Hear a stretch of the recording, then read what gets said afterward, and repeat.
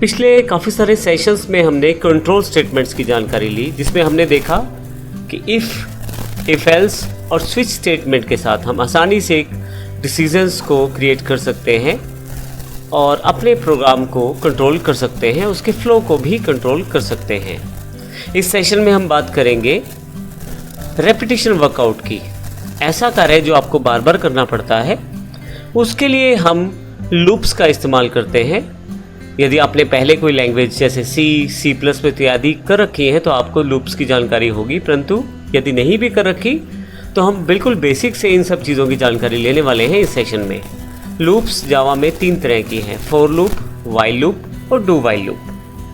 इससे पहले कि हम लूप्स की जानकारी लें, हम नॉर्मल बेसिक चीज़ों की जानकारी लेते हैं कि लूप्स के कौन कौन से पार्ट्स हैं और एग्जैक्टली लूप करती क्या है।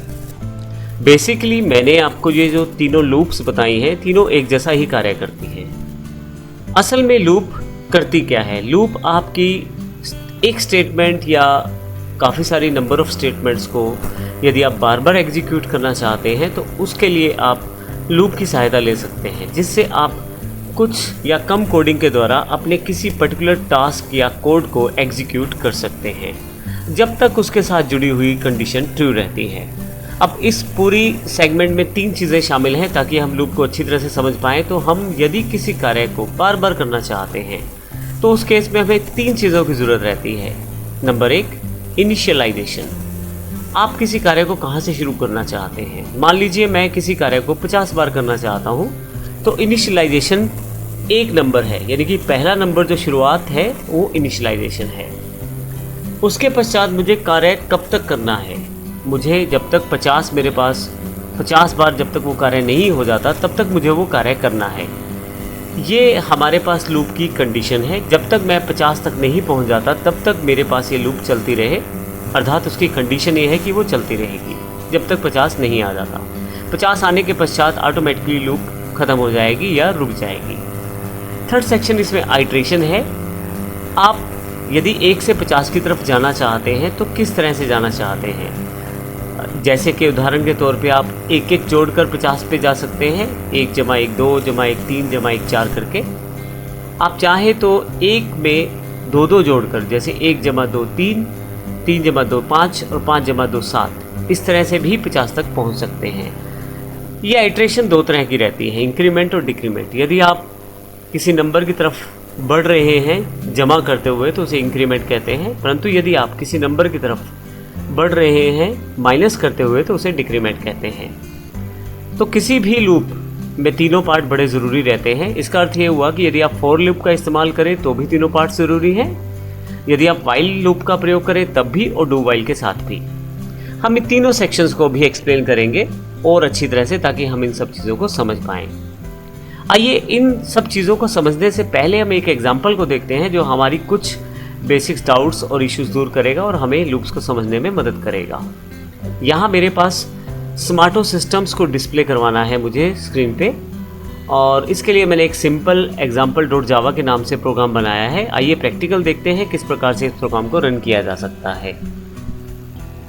यहाँ यदि आप देखें तो मेरे पास public class simple example available है, जिसमें मैंने एक सिंपल वॉइड मेन जो उसका डिफ़ॉल्ट मेथड है उसको प्रयोग किया है और केवल एक लाइन को प्रिंट किया है, system.out.println स्मार्टो सिस्टम्स। जब मैं इस प्रोग्राम को एग्जीक्यूट करता हूं तो नीचे की तरफ यदि आप देखें तो मेरे पास स्मार्टो सिस्टम्स कंसोल पैनल पे दिखाई देना शुरू हो जाता है।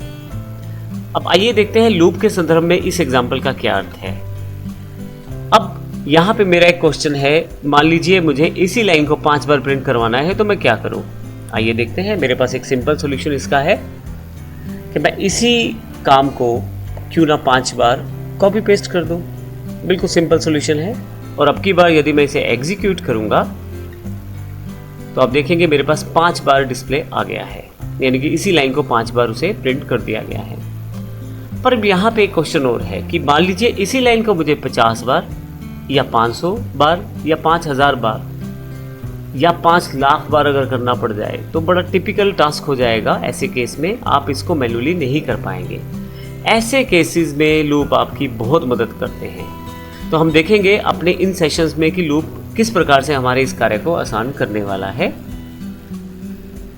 लूप हमारे काम को कुछ इस तरह से आसान करेगा। हमारे पास जैसे मैंने पहले भी बताया कि 3 लूप्स अवेलेबल हैं। तीनों में सबके लिए चाहे फॉर, वाइल, डू वाइल कोई भी प्रयोग करें, ये 3 पार्ट होने ज़रूरी हैं। तो इन तीनों पार्ट से आप डिसाइड कर सकते हैं किसी काम को आप कितनी बार करना चाहते हैं। जैसे मैंने अभी थोड़ी देर पहले भी आपको बताया, इनिशियलाइजेशन यानी कि मैं एक नंबर से शुरू करना चाहता हूँ तो इसको इनिशियलाइजेशन कहा जाएगा। परंतु जावा में आप इस एक को डिनोट करने के लिए एक वेरिएबल क्रिएट कर लेते हैं, इंटीजर आई, जिसमें हम ये एक नंबर स्टोर कर देते हैं, जो ये आई ये बताता है अब एक तरह से कि हमारी जो करंट वैल्यू 1 है। अब कंडीशन है कि आई जब तक 500 के बराबर ना हो जाए तब तक ये चलता रहे। इसका अर्थ ये हुआ कि अभी तो आई में 1 है, लेकिन इस आई को अगर हम आगे की तरफ बढ़ाएं, यानी कि 1 में 1 जोड़े, 2 जोड़े, 4 जोड़े, 10 जोड़े, उनको पहुंचाकर हमें 500 तक लेके जाना है। इसके लिए मैं आइट्रेशन का इस्तेमाल करता हूं। यदि केवल एक अंक मुझे जोड़ना है तो आई प्लस प्लस या आई माइनस माइनस अगर घटाना है तो, और यदि एक से ज़्यादा अंक घटाने या जोड़ने हैं तो उसके लिए मैं I equal to I plus 5 या घटाने हैं तो I equal to I minus 5 भी ले सकता हूँ।